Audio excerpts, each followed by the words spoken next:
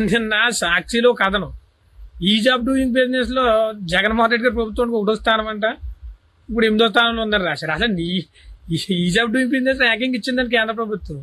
అది ఇచ్చింది నీతి Aayog investment friendliness axis 2026 లో 3 కేటగిరీలు ఇచ్చింది. దాంట్లో మీరు 8వ స్థానం అని రాసేసి కేంద్ర ప్రభుత్వం ర్యాంకింగ్లు ఇదివరకు ఇచ్చేదండి, ఇప్పుడు ఇవ్వడమే మానేసి 3 కేటగిరీలుగా విభజించి 3 కేటగిరీలు ఇస్తున్నారని చెప్పి ఈ కనీస అవగాహన కూడా లేకుండా సాక్షి పేపర్లో రాసేసుకున్నారు.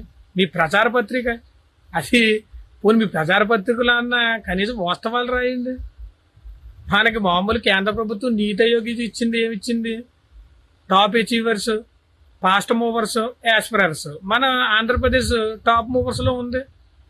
వస్తున్న పెట్టుబడులు అని చెప్పి ఈరోజు చెప్పిందండి. దాన్ని మీరు ఏది 8వ స్థానంలో అని చెప్పి సాక్షిలో మళ్ళీ ఆ 1వ స్థానం బాణం వరకు ఇలా పైకేసి ఇప్పుడు 8వ స్థానం కింద ఏంటి అన్నానండి. ఇది మీ పేపర్ మీ ప్రింటర్ కాబట్టి అలా రాసేది.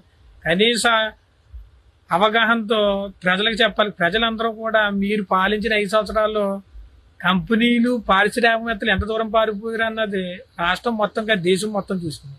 ఇంకా మీరు ఇప్పుడు ఈజ్ ఆఫ్ డూయింగ్ బిజినెస్ కోసం, ఆర్థిక భద్రత కోసం మీ పేపర్లో వేసి మాట్లాడుతున్నారు. గతంలో మరి ఇప్పుడు నీతి ఆయోగ్ ఇచ్చిన దాంట్లో గతంలో జగన్మోహన్ రెడ్డి గారు చేసిన అప్పుల కోసం దీనికోసం కూడా చాలా చెప్పింది. మరి అవన్నీ సాక్షి పేపర్లో ఎందుకు రాయలేదండి?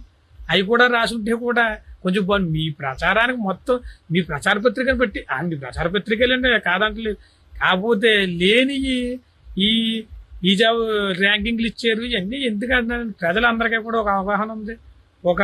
ఈ కంపెనీల విషయంలో రాష్ట్రానికి కంపెనీలు వస్తున్నాయి, ఇంకా రాబోయే కాళ్ళు ఎక్కువ వస్తాయని చెప్పి అవన్నీ కూడా ఉన్న ప్రజల్ని కూడా ఇంకా మభ్యపెట్టి ఏదో బూచి చూపించి కూటమి ప్రభుత్వమే బురద చల్లాలని తప్ప ఈజ్ ఆఫ్ డూయింగ్ బిజినెస్లో అప్పుడు 1 ఇప్పుడు 8 లేనిది ఎందుకని చెప్పడం?